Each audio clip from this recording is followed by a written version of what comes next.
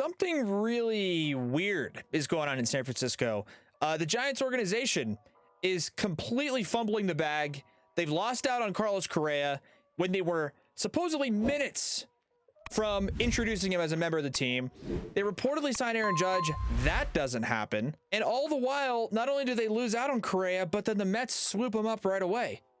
After the reported issue between the Giants and Correa was some sort of medical issue that came up after his physical, but the Mets don't seem to care about it. So really confused about what's going on here. Wanted to just talk about it in this video, dive in, speculate, put on the tinfoil hat, just throw out of a bunch of ideas, kind of talk through the situation, and hopefully provide you guys with some insight about what exactly has gone on that's led to the San Francisco Giants just completely embarrassing themselves during this free agency period that has gone on between last season and the upcoming season.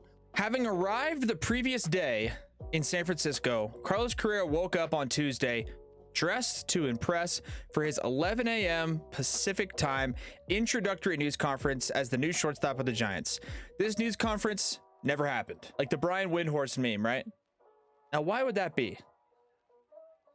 By late in the evening, Correa was the third baseman for the Mets. What happened in between will go down as the biggest undoing of a contract agreement in baseball, and the moment the Mets owner Steve Cohen officially became the most influential owner in the sport. Scott Boras, the agent for Correa, says the Giants had an initial conversation Monday, told him Tuesday morning that they had concerns regarding the review of Correa's medical information. He says those concerns were not about Correa's back. In 2019, Correa only played 75 games while suffering from a lower back injury. He has played in 89% of his team's games since then. Boras says the club identified something in his history that for whatever reason gave them doubts about signing off on the 13-year, $350 million contract. So, well, let's keep going here. So that's something that's a current issue. Boras says blah, blah, blah. In agreeing to give the Giants more time for a medical review, Boras said he asked the Giants to decide around 1 or 1:30 p.m. local time. He says he told the club, if you're not prepared to execute the letter of agreement by then, let us know because we will then need to engage with other teams. They said, fine. By 1 p.m., the Giants informed Boras they were not prepared to execute the letter of agreement, effectively putting Correa back on the market. It was reported, by the way, all over social media and everywhere that the press conference was canceled. The Giants were supposed to have this press conference. It got canceled. And the word sort of got out that it was because of something medical, because they found something that was a little bit cautious, or, you know, something they just didn't love. So they wanted to keep it under wraps, if I had to make my best assumption, and they just couldn't do it. So then Correa has this press conference, and it doesn't happen. They find something medically. They don't want to sign him anymore. And it doesn't sound like Correa or Boras were very quick to be like, all right, we'll give these guys the benefit of the doubt. We'll renegotiate. It was like, forget these guys. We are moving on. We're done. We are not going to entertain anything with the Giants anymore. Now, I understand he's going to probably get less money with the Giants. And we don't know for sure or initially if once the Mets came in with their offer that the Giants were able to come back and match it. But what's concerning on this first part of this and most recent part of this Giants saga of missing out on a player is, why is it that they seem to be the only ones that were finding an issue, or the only ones that had a big enough issue to completely nullify the agreement they had with Correa? Because the Mets must have access to the same information. Now, if it comes out in the weeks or the days coming up that Correa gets a physical at the Mets and it's like the same issue, Correa's got a torn UCL, I don't know, whatever the case would be. I don't know what it is. But if it comes up again, then we know it's a Correa thing. But if the Mets sign Correa and it goes through and everything's fine and Correa shows up next year and plays 145 games, what is going on in San Francisco? In fact, if I was the Giants at this point, I would probably go on record and go public with what they had found, because A, they need to make themselves look better and justify the reasoning behind basically canceling the contract. And B, they need to make the Mets maybe look kind of stupid for putting up all this money. So they fall out of the contract agreement with Carlos Correa. By 1 p.m., the Giants informed Boris they were not going to execute the letter of agreement, putting him back on the free agent market. Boris began contacting other clubs about Correa's availability. He says he spent 4 or 5 hours negotiating with Steve Cohen, who was enjoying dinner at a martini in Hawaii. Scott Boras asked Cohen, do you have 3 Alls for a third baseman? And the two of them briefly discussed Correa just before Correa reached an agreement with the Giants. Though Boras says they did not exchange terms then, this time they agreed on a 12-year, $315 million deal. It was 3:15 a.m. Wednesday in New York, and they closed the deal. Steve Cohen has signed 9 free agents at a cost of $806 million this year, as we talked about in our previous episode. According to Baseball Prospectus, the Mets payroll for next year is $384 million, which incurs a luxury tax of $111 million. Cohen will pay more in taxes next season than 7 teams are paying in payroll. The luxury tax system began blah, blah, blah. So,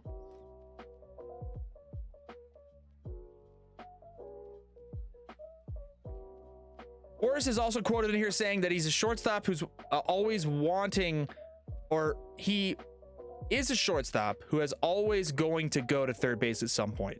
He's going to a club with a chance to win now, and he's a player who always loved the vibe of New York City and playing in New York City. That, to me, that kind of stuff means just nothing. It's just air. Of course, they're going to say nice things about the city that they're going to. But then you piggyback it with what went on with Aaron Judge.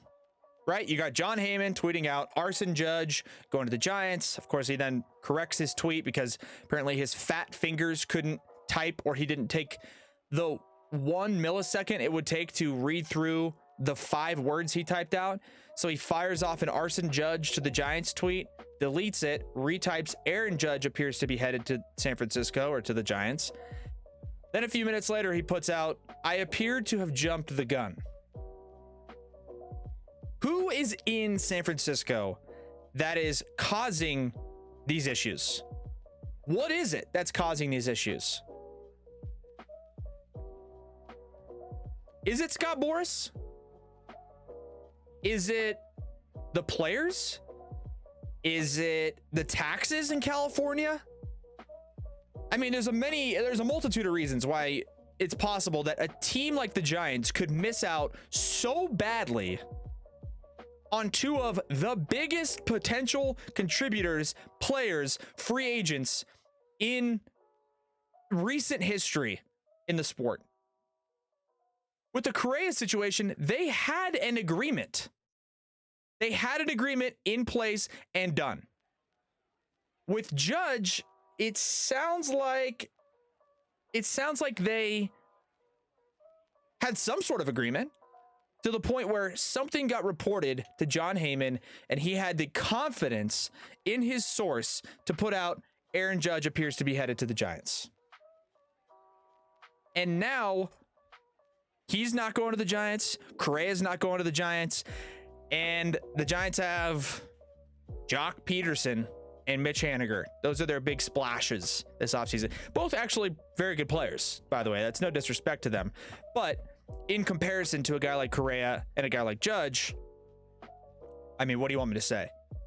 How does it happen to Giants fans? I mean, if I'm a Giants fan, first of all, I'm not. As you can clearly see, if you're watching on YouTube or you're streaming live, and if you're listening on Spotify or Apple Podcasts, you probably know by now, but I am a Padres fan. Die hard, live and die Padres fan. And then I mentioned the taxes thing in San Francisco, right? Like, oh, maybe it's the taxes. Maybe these players, like, I don't know, minutes before they found, I don't know. That doesn't make sense though. That wouldn't make sense because Correa was getting dressed to go to his press conference with the Giants. So that's not it. Maybe that's the case for Judge though. Judge also made it seem like in his press conference today, in which he, by the way, was named the captain of the New York Yankees. Congratulations to Aaron Judge. He basically kind of smirked on his face when answering questions and addressing the situation, that it seemed, as most people speculated, that he was never actually going to leave the Yankees. And people talked about the speculation about the Padres potentially offering him more than the Yankees. Don't think that happened. But even if the Padres would have, I don't think there's a chance he leaves New York. The market's too big. The opportunities outside of the sport itself are too big. And he just wanted to leverage the other offers that he was going to probably be receiving from these other teams to stay with the Yankees and get a lot more money, because they initially offered him a big contract at the beginning of the season. Big meaning lots of money, but still not anywhere near what he ended up actually getting. So with both guys, the point on each of those stories is it doesn't seem like taxes would be the issue, but we sit here thinking of and trying to figure out reasons why one team would have so many issues with two of the biggest players. And it's not like maybe the worst issues ever. It's not bad that the Giants are doing their due diligence and trying to make sure that the guys that they're signing and investing in with this much money are healthy. It's not a bad thing that they're doing their behind the scenes investigations and work to make sure it's a good investment. That's not a problem. But how do they offer a guy that much money and not know that something like this would come up?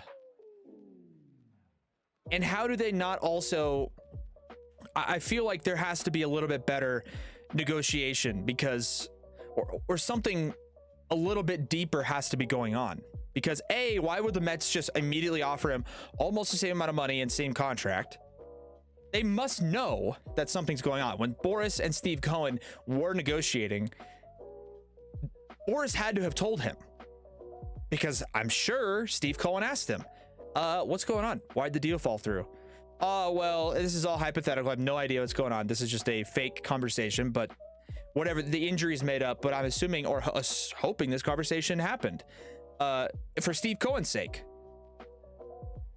What happened? Why'd the deal fall through? Oh, well, Giants gave him a physical. They saw some damage in his elbow, apparently, but it's damage that he's had his entire career. It's something that he's been dealing with and working on. And he's been going through some treatment for it. He's been doing some stem cell injections, rehab, and he's just monitoring and maintaining this injury, but he's played with it. Oh, okay, says Steve Cohen. Okay, yeah, okay, fine, perfect. I'm sure he trusts Boris enough. And Boris, in all honesty, has to be negotiating in good faith. Otherwise, he'd lose a lot of credibility. So my question is, why is there such a gap, what appears to be, between the Giants front office and what they feel like is a legitimate enough injury to nullify a contract, and the Mets? And maybe the Mets don't know yet. Maybe the Mets are going to find out. But the biggest concern about the entire thing to me is, just in general, what exactly is going on in San Francisco? Because what it's giving as far as vibes to me, what it seems like is happening, or what it feels like, is like the Giants front office, GM, it's like, it feels like they're all like first time, like ownership, first time GM, like a FTX situation where it's like a bunch of young, inexperienced people that get put into a situation of high leverage and high power. And then when push comes to shove and situations actually have to be handled, things fall through because of lack of experience, lack of research, lack of I guess you could say preparation or like planning, right? I mean, it's like the Giants just are like, here's all this money, and then they maybe like don't have it. I mean, like, I don't know. I don't know. I don't know what could have happened. And I don't think anybody will ever actually know. It may come out at some point, if the Giants ownership or GM has to hold a press conference like, hey, yeah, we saw some damage. But at the same, it's a HIPAA violation, I feel like, if you disclose somebody's medical history. I don't know though, is it? I don't know. I don't know what's going on with the Giants. I'm a Padres fan, so I mean, I don't care that much. I mean, sucks for them. I don't really feel bad for them. I mean, they have their 3 world championships in the last, decade. So I don't really feel bad for them. But I just want to know what's going on. Because this seems to be just a very, very weird situation. Something that just doesn't happen with such a I feel like such a prestigious organization and franchise. Just doesn't feel right. Something weird feels like it's going on with the Giants. Maybe it's, I don't know. Dude, I've speculated this entire time in this entire video and episode, and I don't know. I don't know what it's going to be. And I don't care, because as much as you want the best for everybody. You don't want to actually wish bad things upon people, but if the Dodgers struggle, if the Giants struggle, if the Rockies struggle, and if the Diamondbacks struggle, as a Padres fan, I mean, I don't know. I don't really care. I mean, there's really no place in professional sports and in Major League Baseball for there's no wiggle room. There's no place for like excuses or mistakes, or, it's a results-based business. And in this case, the Giants aren't producing the results or the Giants front office, I should say, is not producing the results of bringing in high-level free agency talent that's going to improve their team. So it sucks for them. It is what it is. If you guys enjoyed this video either way, be sure to slap a thumbs up on it. Be sure to subscribe to the channel if you guys appreciate this kind of video. Open forum, conversational, speculatory talk. Is that even a word? Speculatory? I don't know. Doesn't matter, because the Giants are looking pretty speculatory right now. Missing out on these guys. It's crazy. I don't know what's going on. But either way, hope you guys enjoyed this video. Like I said, be sure to like the video. Be sure to comment below what you think is going on with the Giants. Seriously, drop a comment. What do you guys think it is? Taxes? You think it's the ownership scaring these players away? Do you think all of a sudden they don't maybe have as much money as they thought? Who knows? Who freaking knows? But otherwise, hopefully you guys enjoyed this video, and we'll catch you guys on the next one. Adios.